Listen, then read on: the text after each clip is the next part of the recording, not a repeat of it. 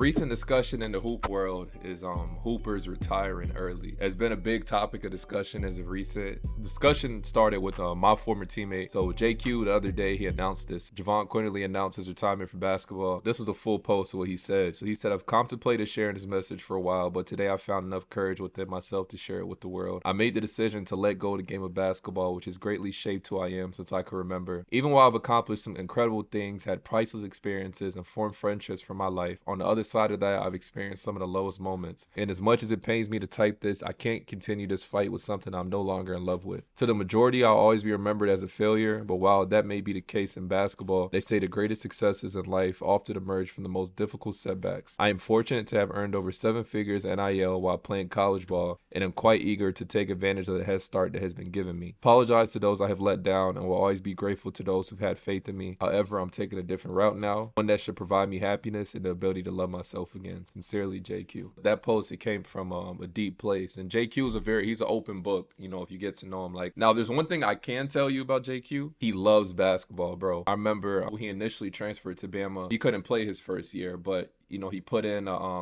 I guess the application is the word. He put in an application to try to get that waiver to play that first year. It got denied. I remember the following day, we had a team meeting. It was a very emotional day. He couldn't play. He really wanted to be out there. He was killing in practice, bro. He was on a blue squad with us. He carried us to wins. Mind you, on the other team, they got Herb Jones, first team on defense, like family to me, right? They got Kyra, lottery pick.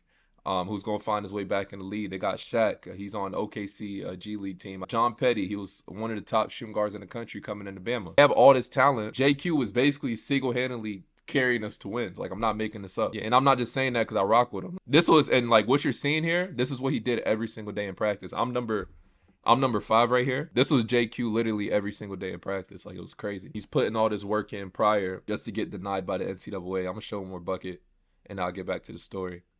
That was tough. Hey, Q, you watched this video. That was tough as hell. I remember, like, in practices, he used to be like, "Hey, yo, Sam, just stand in the corner. I got you." Q, my dog. I don't think he did this because he's just not that type of person, like me knowing him. Literally with him, I think anyone can agree to this. He literally, the only part he fucked up on, he just picked the wrong college. If he would have went anywhere but Nova, he probably would have been a one and done. That's a fact. Like, if he would have went to Bama his first year, or played under Oates or somebody like that, who let him just be who he is freely, he probably would have been a one and done. That's a fact. I think anyone could agree to that. Y'all just see how important that college decision is, or that high school decision going into college, or you want to go to the G League, whatever you want to do. That's such an important decision in your life, especially as a basketball player. And even if you're as talented as him, if you mess that up, you're grass, bro. It doesn't matter. You know what I'm saying? You're grass after that. That takes a toll. And I know what he dealt with. Like, I remember being in the locker room. He used to like talk about like all types of shit. I'm not going to talk about like a lot of our convos, but bro, I remember being in the locker room. Literally, he would tell me, he was like, "Bro, if I tweet this, all the comments when I tweet this," like, he will put out a tweet,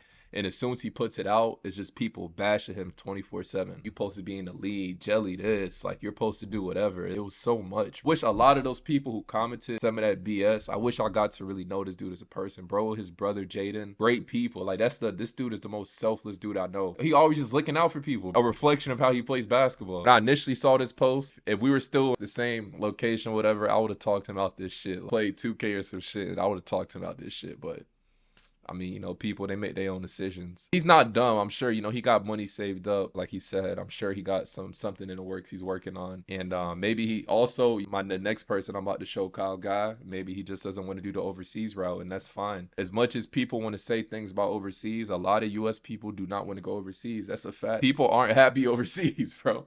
Like, niggas would have played in the NBA. Or JQ probably would get a bag overseas, but it's more than just playing basketball. Shout out Switch Cultures.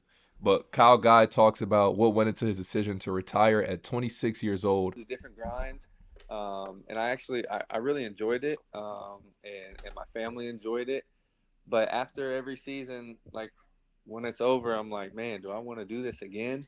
And I just, like you mentioned, I had the best year of my career this past year in Tenerife, averaged 20, and after that, I'm like, do I still want to do this? And that's when I started to kind of listen to my intuition a little bit, try to be at peace with who I am and what I want to do. And so that's kind of all that went into it. And I just, obviously when Coach Bennett offered me the assistant job, that maybe accelerated a little bit. And I was just like, why don't I just try this? If I don't like it, I'll stop doing it. He was averaging 20, and that's a good ass lead. The lead he played in, A lot of people fight their whole overseas career to get in that lead. He was averaging 20 killing. He was probably about to get even more bread. He said, do I want to come back and do this? And the bottom line is like, niggas is not trying to do that overseas shit, bro. People do not want to do that shit, bro. People want to play in the NBA. Nobody trying to go overseas. The stability thing. Is that a place you could live, you know, raise a family potentially if you're getting as much as he was, you know, getting or about to get? Is that, are you happy where you are? You know, how are you mentally? The food, you know, language barriers, like all types of, there's a lot of stuff you got to transition to. It's not an easy transition as people try to make it seem. I think people just look at like the dollar amount. Oh, you're getting 50K a month overseas. You're getting 25K a month overseas. Oh, you lit. It's not, it's more to it than money. So sometimes even when people make it to the NBA, like my last person, AJ Griffin in high school, the 21-year-old expected to step away from basketball after just 2 NBA seasons. This is a pretty good video I saw breaking his down. I'm gonna play the clip. Yeah, Cam Cass, shout out him, Cam Cass. I think that's how you say it. If that's not how you say it, I apologize. And a Hawks 2 seasons ago, and he was a standout at Duke in his 1 year before he was drafted in the 2022 draft. And he is stepping away from the game of basketball. And I don't understand. Well, I understand why, but I don't get how we got here. For those of you that don't know, AJ Griffin was a certified baller at Duke. He was a McDonald's All-American. In my opinion, he was a really good player. He's a 6'6" combo guard, very athletic, a great shooter, a good playmaker. He can do a lot of different things on the court. The problem is he was in Atlanta, which is not a very good team, and he was buried on their bench behind a bunch of other guards, both DeJounte and Trae Young, the emergence of Jalen Johnson, and a whole bunch of other guards there, Bogdanovich, and he just wasn't able to see any type of playing time. His first season with the Hawks, he had 72 games in which he played, 39% three-point shooter, and averaged about 9 points per game in about 20 minutes per game. His second season, he went all the way down to 8.5 minutes per game. He only played in 20 games, and he was traded to the Houston Rockets mid-season. And then after that, he was in their G League. And he was buried on this Houston Rockets team in terms of guard play as well. They have all their guards. They have Van Vliet, Jalen Green, Cam Whitmore. They just drafted Reed Shepherd. He wasn't going to get any playing time on this Houston Rockets team either. This is just one of those things where it's a shame. AJ Griffin, if he was drafted onto a team that he could have provided for, this is a guy that should be playing in a rotation in the NBA. And now he's out of the league because I guarantee you he feels like, what the hell? Like, what else am I supposed to do? And this is coming from a person who's a North Carolina fan. This kid, AJ Griffin, he is a certified baller. He is good. What's happened to him is he's gone to 2 organizations where they are extremely deep at guard, and he's not able to crack the rotation, and I actually feel bad for him. This type of thing happens in the NBA quite a bit. It is the hardest league to get playing time in, to crack the lineup in.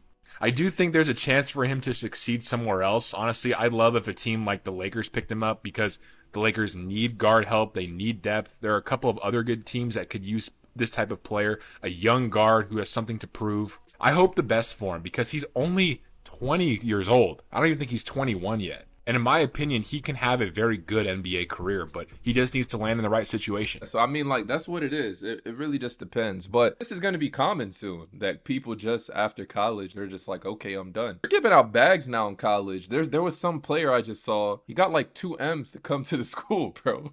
Like, they gave up like 2 M's, bro. He's not even the best player. Last season, he averaged 11 and 8, and he wasn't even the best player on the college team. So, college basketball is about to be like his own version of the NBA almost. A lot of kids, I think, when they finish, or not kids, a lot of men or whatever, they're gonna look at it. If I know I'm not going to the NBA, I'm not trying to go in the G, make like 50 to 70,000 a year. If I know I'm not gonna make it, I might as well take 500,000, $1 million, whatever money I make in college, and set myself up, figure out something else I want to do next. But that decision is hard too. Not easy to transition from being this decorated basketball player in college to, just being a regular civilian. That's a very difficult transition as well.